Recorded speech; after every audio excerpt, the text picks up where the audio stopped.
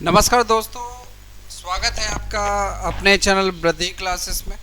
सबसे पहले तो क्षमा मांगना चाहता हूँ इस बात के लिए कि बहुत दिन से वीडियो नहीं आ पा रहा है। करीब एक मंथ हो गया है और हमारे चैनल से सिर्फ 2-4 वीडियो ही आ पाए और एक समस्या के चलते ये सब हो रहा था। अभी सब कुछ सॉल्व हो गया है और हम आपके सामने हैं और क्वेश्चंस करेंगे। सीटेट का पेपर लेकर आया हूँ, यहाँ पर एक मॉक टेस्ट हम कर रहे हैं और होपफुली आपको पसंद आएगा।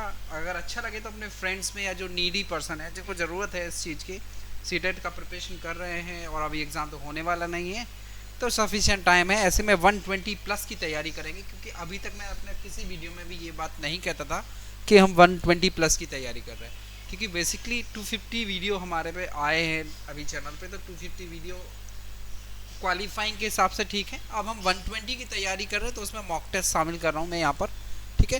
तो स्टार्ट करते हैं और आपको अच्छा लगे तो प्लीज़ आप जो है इसको लाइक करें, शेयर करें, सब्सक्राइब करें। शुरू करते हैं बिना किसी देरी के। पहला क्वेश्चन स्क्रीन पर दिखाई दे रहा है। कक्षा 4 की एक शिक्षिका ने अपने विद्यार्थियों से कहा कि कुछ वयोवृद्ध लोगों से यह पूछिए कि जब वे जवान थे तो क्या उन्होंने कुछ पौधे ऐसे देखे थे जो आजकल नहीं दिखाई पड़ते हैं। उपर्युक्त प्रश्न में पूछे जाने वाले निम्नलिखित में से किस कौशल के आकलन की संभावना नहीं है। देखो यहाँ पे बात हो रही है कि शिक्षार्थी ने अपने विद्यार्थियों से कहा है कि जो भी आपके दादा दादी वगैरह हैं, नाना नानी, उनसे ये पूछिए कि जब वो जवान थे तो तब उन्होंने वो ऐसे पौधे देखे थे, अब नहीं दिखाई देते हैं। तो इस प्रश्न से क्या पता लगता है किस कौशल के आकलन की संभावना नहीं है, ये बताना है, ठीक है। प्रयोग है, चर्चा है, प्रश्न पूछना है, अभिव्यक्ति है। तो यहाँ पर बात हो रही है कि आकलन की संभावना नहीं, किस कौशल के आकलन की संभावना नहीं है, ठीक है। तो यहाँ पर जो है हम बात कर सकते हैं कि ये प्रयोग जो है, प्रयोग की संभावना नहीं है। चर्चा है, प्रश्न पूछना है और अभिव्यक्ति है, क्योंकि बच्चे यहाँ पर बोल के अपने आप को क्लियर करेंगे। प्रयोग जैसी कोई बात यहाँ पर नहीं है। नेक्स्ट प्रश्न की तरफ बढ़ेंगे और जल्दी जल्दी आंसर करेंगे।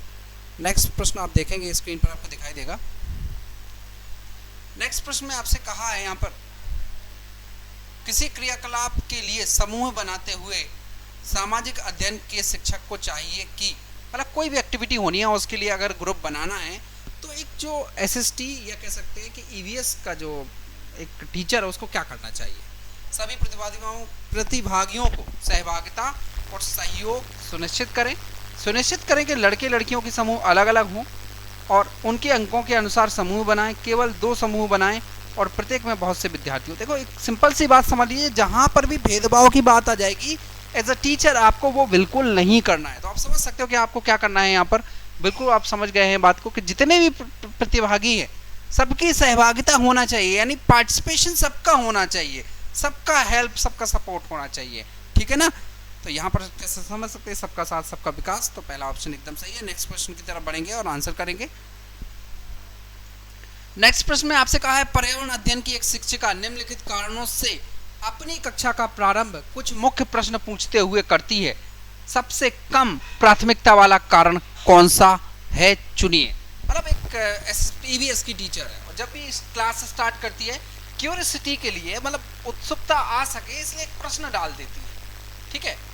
तो बताना है कि सबसे कम प्राथमिकता वाला कारण कौन सा हो सकता है। शिक्षार्थियों का चिंतन सीमित किया जा सकता है, शिक्षार्थियों का चिंतन उद्दीपित किया जा सकता है, प्रश्न शिक्षार्थियों में उत्सुकता जगाते हैं और प्रश्न प्रकरण के संदर्भ परक बनाने में मदद करते हैं। पहले ही मैंने बता दिया क्यूरियोसिटी के लिए काम करते हैं, ठीक है ना। जब भी आप प्रश्न पूछ लेते हैं तो बच्चे जो हैं वहाँ पर उनमें उत्सुकता आ जाती है उस चीज़ को पहचानने की, जानने की। तो यहाँ पर आपका थर्ड ऑप्शन सही होगा। नेक्स्ट प्रश्न की तरफ बढ़ेंगे और आज एक क्वेश्चन अटेम्प्ट करेंगे। यहाँ पर आपसे कहा है, एनसीएफ 2005 ने कक्षा पहली और दूसरी के लिए पर्यावरण अध्ययन के किसी पाठ्यक्रम या पाठ्य पुस्तकों की संस्तुति नहीं की है, इसके लिए सबसे उपयुक्त कारण क्या हो सकता है। देखिए ये प्रश्न कई बार हम लोग कर चुके हैं। पर्यावरण अध्ययन केवल कक्षा 3 से आगे की कक्षाओं के लिए है, कक्षा 1 और 2 के शिक्षार्थियों को पढ़ना नहीं जानते, संदर्भ युक्त अधिगम परिवेश प्रदान करता है और पाठ्यक्रम का भार कम करने के लिए उपयुक्त कारण की बात करें अगर देखिए अगर हम बुक्स को शामिल कर देंगे तो यहाँ पर जो एनवायरनमेंट है उससे अधिगम नहीं हो पाएगा, इसलिए बच्चों को चीज़ें दिखाकर उनको समझाया जाता है, सिखाया जाता है। यहाँ पर बुक्स नहीं रखी जाती हैं, ठीक है ना। जैसे अगर सेंस ऑर्गन भी हम उन्हें पढ़ा रहे हैं तो एक दूसरे की ये ऐसे समझ सकते हैं कि उनको ये आइडेंटिफाई कराते हैं कि भाई ये नोज कहाँ पर है, टंग कहाँ पर है, ऐसी सारी चीज़ें। तो यहाँ पर जो है संदर्भ युक्त अधिगम प्रवेश प्रदान करता है। देखिए ये कह रहे हैं कि पहली और दूसरी कक्षा के बच्चे पढ़ना लिखना नहीं जानते, तो यहाँ पर तो थोड़ा सा अलग हो जाएगा, ठीक है। लेकिन कक्षा 3 के आगे की तो ये भी गलत हो जाएगा। पाठ्यक्रम भार कम होना हो सकता है, लेकिन यहाँ पर जो है थर्ड ऑप्शन आपका एकदम एप्रोप्रिएट होगा। आगे बात करेंगे, नेक्स्ट प्रश्न की तरफ बढ़ेंगे और आंसर करेंगे।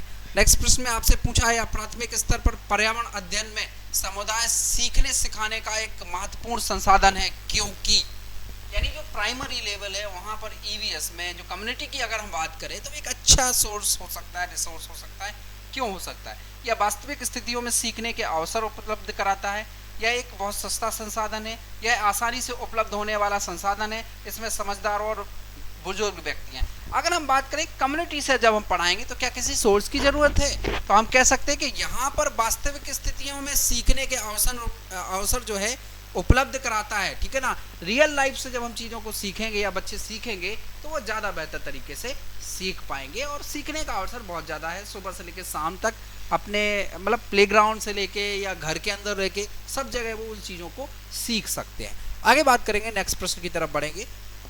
क्वेश्चन नंबर 6 देखेंगे, और क्वेश्चन नंबर 6 आप देख सकते हैं, नई दिल्ली में रहने वाला कोई व्यक्ति भोपाल मध्य प्रदेश फिर रांची झारखंड का भ्रमण करना चाहता है। मतलब कोई व्यक्ति दिल्ली में है, पहले भोपाल जाना चाहता है जो मध्य प्रदेश में है, फिर झारखंड जाना चाहता है, तो उसकी यात्रा की दिशा क्या होगी? आप बात को समझिए। यहाँ पर कि अगर हम बात करें कि दिल्ली से भोपाल आना है, नॉर्थ में दिल्ली है, ठीक है, और मिडिल में है क्या हमारा भोपाल, और भोपाल के बाद हमें ईस्ट में जाना पड़ता है झारखंड के लिए, ठीक है ना। तो पहले क्या होगा, पहले जो है उसको नीचे की तरफ आना है, नॉर्थ से साउथ, ठीक है, और फिर साउथ से ईस्ट यानी पूर्व दिशा में। तो यहाँ पर सेकंड ऑप्शन सही होगा। नेक्स्ट प्रश्न की तरफ बढ़ेंगे। होपफुली आपको क्वेश्चन समझ में आ रहे होंगे, काफ़ी अच्छे प्रश्न हैं, और इसका पूरा क्रेडिट aglasem.com को जाता है। वहाँ से आप बहुत सारे टेस्ट पेपर लगा सकते हो, ठीक है ना, और वहीं से हम ये सारे टेस्ट लगा रहे हैं। कक्षा 5 की अध्यापिका माहिका चाहती है कि उसके विद्यार्थी आसपास के पौधों का अवलोकन करें। सार्थक अधिगम सीखने के लिए उसे बच्चों को क्या करने के लिए प्रोत्साहित करना चाहिए? बात यहाँ पर यह है कि कक्षा 7 की अध्यापिका माहिका, जिसका नाम है, वो चाहती हैं कि उसके आसपास उसके जो विद्यार्थी हैं आसपास के पौधों का जो है अवलोकन करें। तो इसमें क्या होगा कि जो सार्थक अधिगम है के लिए उसे बच्चों को क्या करने के लिए प्रोत्साहित करना चाहिए? पहला है, समझना है कि पौधे हमारे लिए उपयोगी होते हैं। अधिकतम पौधों के नाम लिखना, उनकी ऊंचाई, पत्तियों, गंध और उगने के स्थान में अंतर का अवलोकन करना, समझना कि पौधे भी सजीव होते हैं। तो देखो, पौधों को अवलोकन तो हमें कराना ही है, ठीक है ना। तो यहाँ पर हमें ये देखना कि उनकी ऊंचाई है, पत्तियां हैं, गंध है, उगने का स्थान क्या है, ठीक है, या अधिकतम पौधों के नाम, ठीक है। तो जहाँ पर अधिकतम की बात आ जाएगी, हम बच्चों पर बोझ नहीं डालना है, तो पहला तो गलत हो गया। तो आप यहाँ पर उनको प्रोत्साहित करेंगे कि पौधे हमारे लिए कैसे उपयोगी हैं, इस बात पे हम ध्यान देंगे।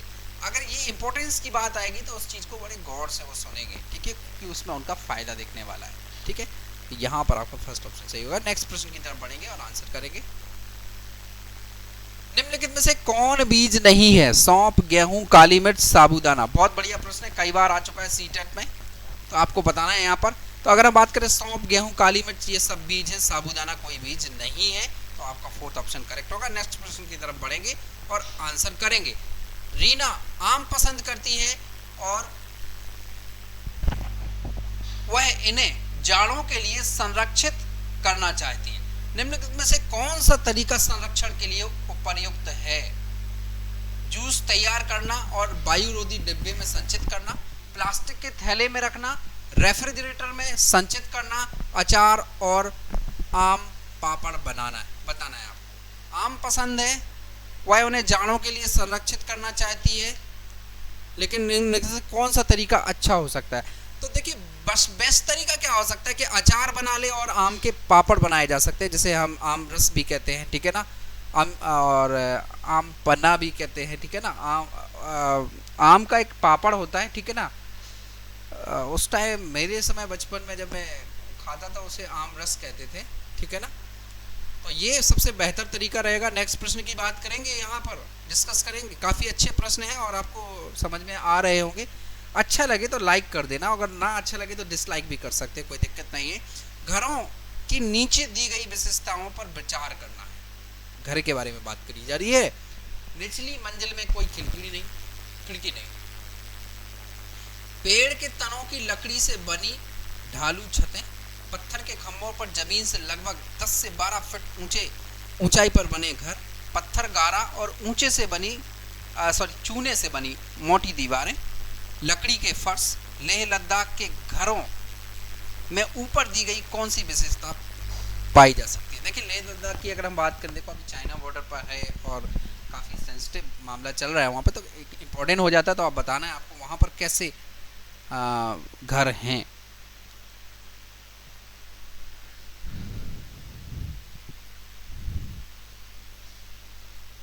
तो यहाँ पर देखिए, अगर हम बात करें तो यहाँ पर आपको बताने कौन कौन सी विशेषता हो सकती है। अगर हम ABC लेते हैं तो निचली मंजिल में कोई खिड़की नहीं, पेड़ के तनों से लकड़ी बनी ढालू छतें, और तो यहाँ पर आपका देखो, यहाँ पर जो है CD करेक्ट होगा। खम्भों पर जमीन से लगभग 10-12 फीट पर वहाँ पर घर बनाए जाते हैं, पत्थर गारा और चूने से बनी दीवारें होती हैं, और लकड़ी के फर्श वहाँ पर रखे जाते हैं, ठीक है ना। तो ये आपका C ऑप्शन सही होगा। नेक्स्ट प्रश्न की तरफ बढ़ेंगे और डिस्कस करेंगे अगला प्रश्न।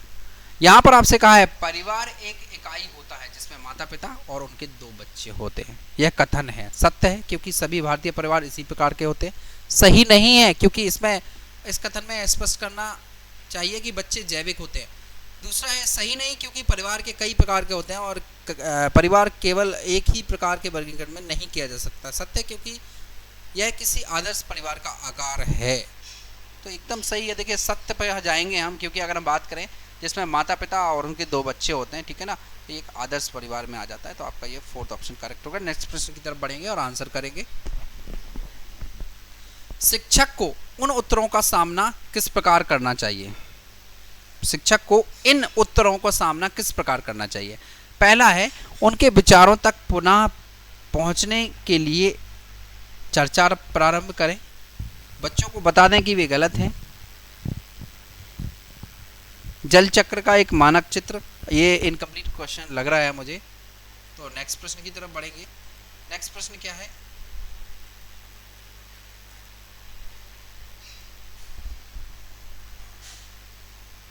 यहाँ पर आपसे कहा है, वह निम्नलिखित में से कौन सा जानवर है जिसके अग्रदांत हमेशा बढ़ते रहते हैं? वे दांतों को बहुत अधिक लंबा ना होने देने के लिए वस्तुओं को काटते और कुतरते रहते हैं। बहुत बढ़िया प्रश्न है, कई बार पूछा जा चुका है।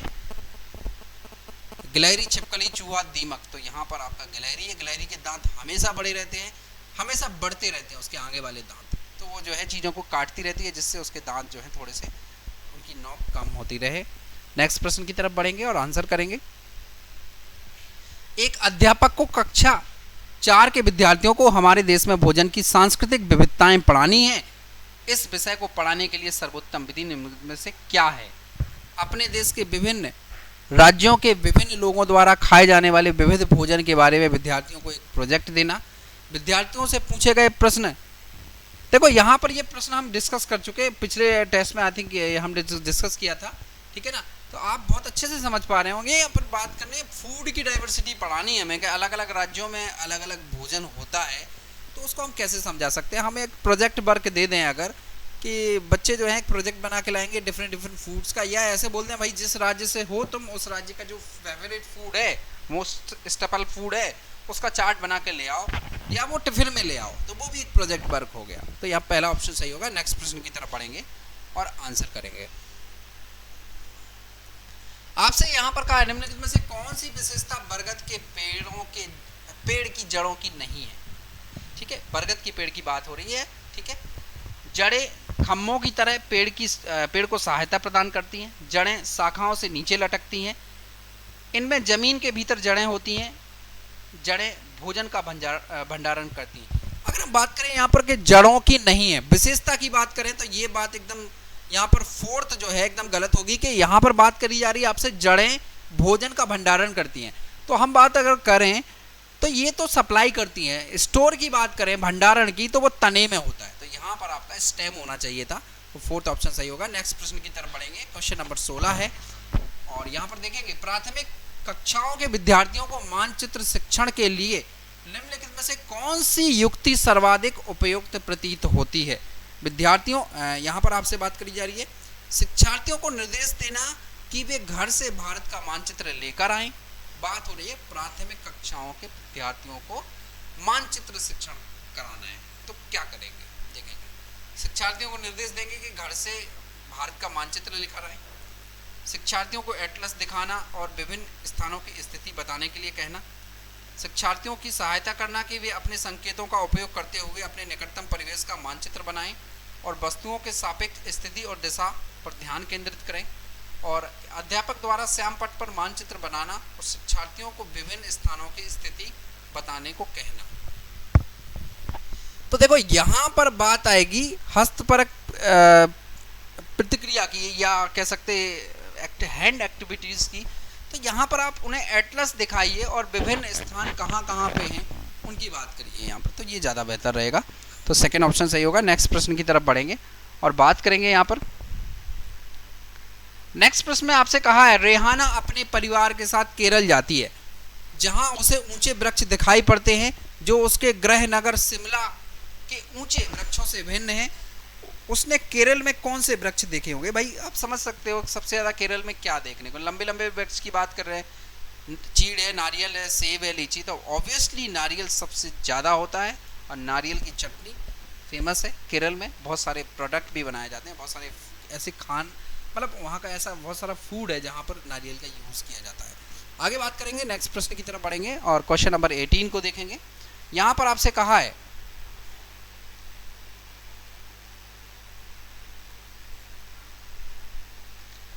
एनसीईआरटी की पर्यावरण अध्ययन की कक्षा 5 की पाठ्यपुस्तक में सुनीता अंतरिक्ष में शीर्षक पाठ स्पेसशिप में अंतरिक्ष यात्री सुनीता विलियम के अनुभवों का वर्णन करता है। इसे शामिल करने के क्या कारण हो सकता है? यह घटना अंतरिक्ष यात्रियों की जिंदगी में झांकने का अवसर देती है। यह घटना स्पेसशिप में भौतिक स्थिति का वर्णन करती है। यह घटना स्त्री पुरुष की जो लिंग या रूढ़िवादिता को चुनौती देती है। यह घटना गुरुत्वाकर्षण की अवधारणा को समझने में मदद करती है। तो चारों चीज़ें यहाँ पर बहुत सुटेबल रहती हैं और ABCD पर हम जाएंगे, चारों ऑप्शन एकदम सही है। यहाँ से हमें अंतरिक्ष यात्रियों की ज़िंदगी के बारे में पता लगता है कि क्या उनका लाइफ स्टाइल होता है और किस तरीके से वहाँ पर वो सर्वाइव करते हैं। नेक्स्ट प्रश्न की तरफ बढ़ेंगे और देखेंगे यहाँ पर क्वेश्चन नंबर 19।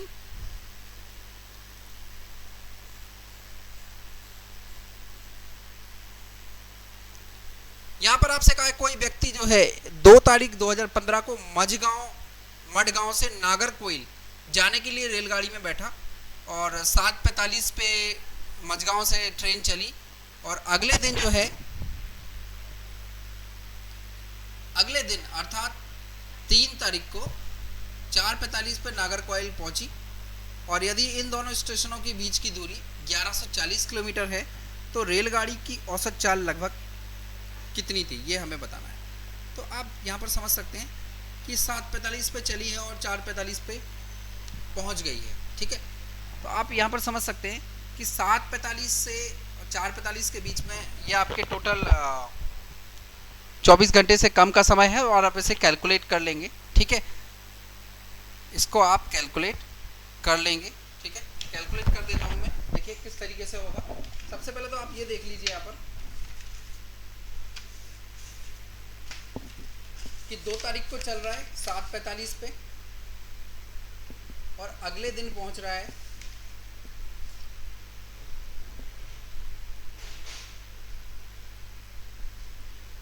अगले दिन पहुंच रहा है 4:45 पे, ठीक है।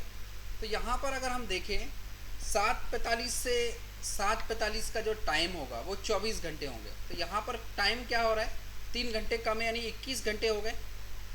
अब इसमें उसने कितने डिस्टेंस ट्रेवल किया, 1140। तो 1140 को आप डिवाइड कर दीजिए 21 से, ठीक है।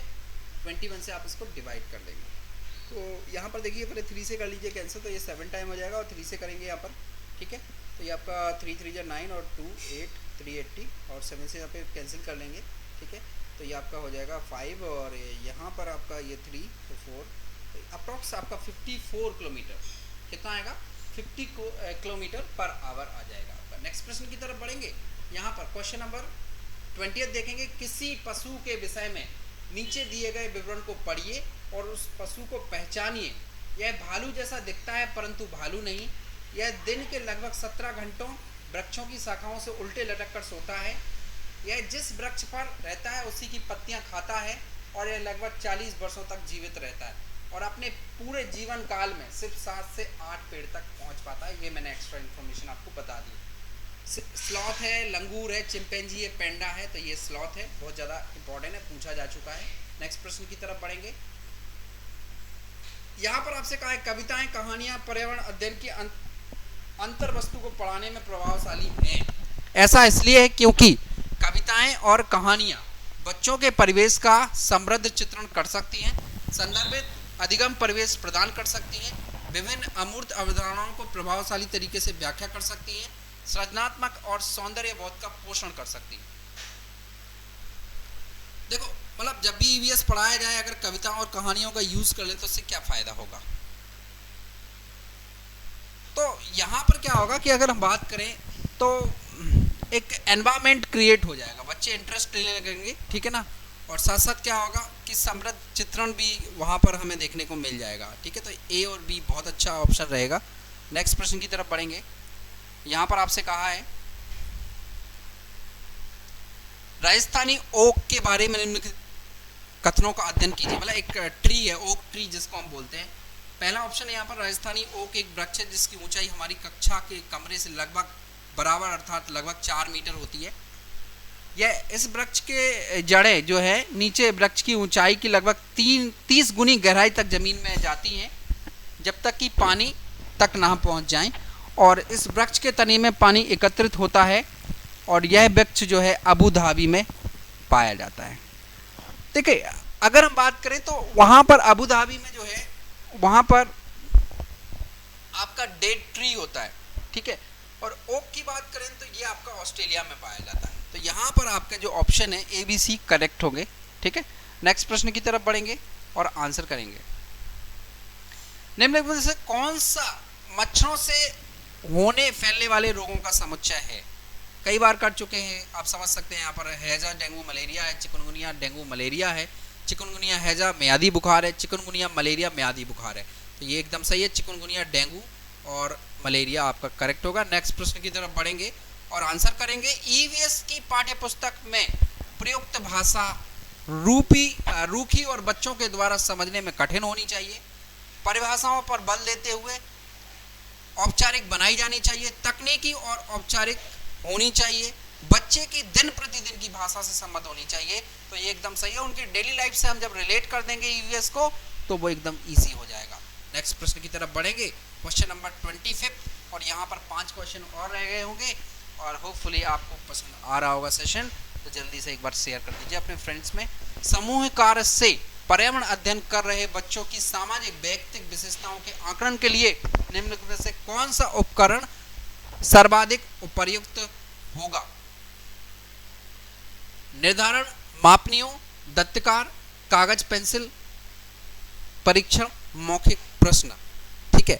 बात हो रही है यहाँ पर कि जो भी समूह कार्य है मतलब ग्रुप एक्टिविटी है उसमें पर्यावरण अध्ययन में बच्चे जो है एक कोई भी सोशल या व्यक्तिगत विशेषताओं के आकलन के लिए बात कर रहे हैं।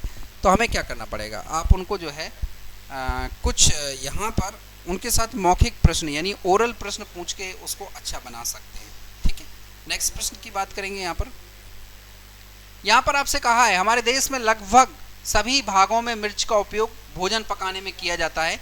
हमारे देश में मिर्च को लाने वाले व्यवसायी आए थे ऑस्ट्रेलिया से, उज्बेकिस्तान से, दक्षिण अमेरिका से, अफगानिस्तान से। इसका वीडियो करीब मैं 2 महीने पहले बना चुका हूँ, अगर नहीं देखा है तो आप इसे जरूर देखें। तो यहाँ पर करेक्ट आंसर आपका होगा दक्षिण अमेरिका। नेक्स्ट प्रश्न की तरफ बढ़ेंगे और बात करेंगे यहाँ पर कांसा यानी ब्रॉन्ज के बारे में निम्नलिखित कथनों का अध्ययन कीजिए।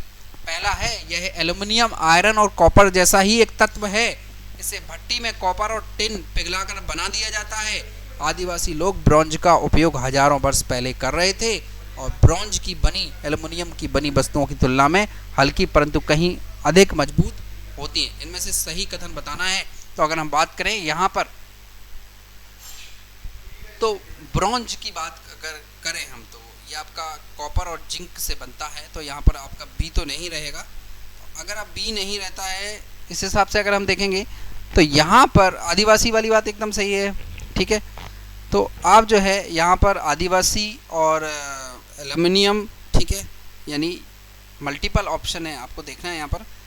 और मल्टीपल ऑप्शन के लिए आप जाएंगे यहाँ पर ऑप्शन के साथ, तो देख लीजिए बहुत अच्छा प्रश्न है, थोड़ा सा कंफ्यूजिंग हो सकता है।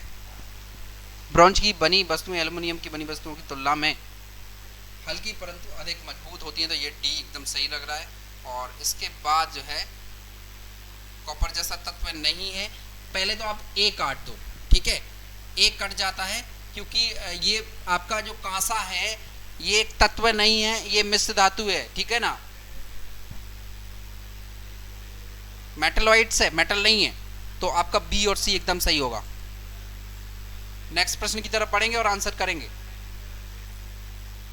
प्राइमरी लेवल पर पर्यावरण अध्ययन पढ़ाने के लिए निम्नलिखित से कौन सा पहलू सबसे महत्वपूर्ण होना चाहिए? आकलन में सफलता प्राप्त करना, विज्ञान की आधारभूत संकल्पनाओं को समझना, सीखने वालों को प्राकृतिक एवं सामाजिक सांस्कृतिक पर्यावरण से जोड़ना, क्रियाकलाप संचालित करना और कौशलों को विकास करना। तो यहाँ पर थर्ड ऑप्शन एकदम सही होगा। नेचर से जोड़ दो, जो भी कल्चरल एक्टिविटीज हैं उनसे उनको जोड़ दो, फायदा होगा। नेक्स्ट प्रश्न की तरफ बढ़ेंगे और आंसर करेंगे। यहाँ पर प्राथमिक कक्षाओं में पर्यावरण अध्ययन के लिए निम्नलिखित में से सभी सामान्य उपागमों का अनुपालन किया जाना है, केवल इसे छोड़कर। मूर्त से अमूर्त, सरल से कठिन, स्थानीय से वैश्विक, अमूर्त से मूर्त, ठीक है, बताना है यहाँ पर। तो अगर हम ईवीएस की बात करें तो ईवीएस जो है डी को छोड़ दो बस, सिर्फ मूर्त, अमूर्त से मूर्त नहीं होता ये, ठीक है, मूर्त से अमूर्त होता है, सरल से कठिन हो सकता है, स्थानीय से वैश्विक हो सकता है। तो डी आपका यहाँ पर पहला ऑप्शन सही होगा। नेक्स्ट प्रश्न की तरफ बढ़ेंगे और इस सेशन का लास्ट प्रश्न, और टाइमली हमने इसको ख़त्म कर लिया आप लोगों की मदद से। और ये लास्ट प्रश्न करते हैं यहाँ पर डिस्कस, फिर हम बात करेंगे यहाँ पर कुछ आंसर्स की। प्राथमिक स्तर पर मानचित्रांकन सिखाने से शिक्षार्थियों में निम्नलिखित में से किस कौशल को बढ़ावा मिलता है? गणनाएं और अनुमान, माप के अनुसार चित्रण करना, सापेक्ष स्थिति, दिशा बोध की जानकारी, साफ सुथरा रेखांकन।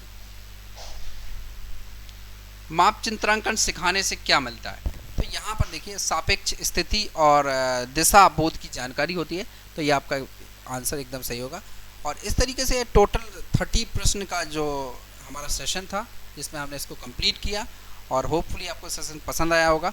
ज़्यादा से ज़्यादा लोगों में इसको शेयर कर दीजिए, और आपका कितना स्कोर रहा 30 प्रश्नों में से कमेंट बॉक्स में ज़रूर बताइए। और इसी के नेक्स्ट सीरीज हम जल्दी लेकर आएंगे, और इसी तरीके से सीडीपी और मैथ्स की भी सीरीज स्टार्ट करेंगे। तो thanks for watching this session, और अगर अच्छा लगे तो बस लाइक कर दीजिए और अपने फ्रेंड्स में एक बार ज़रूर शेयर कर दीजिए। Thanks for watching this channel, और थैंक यू।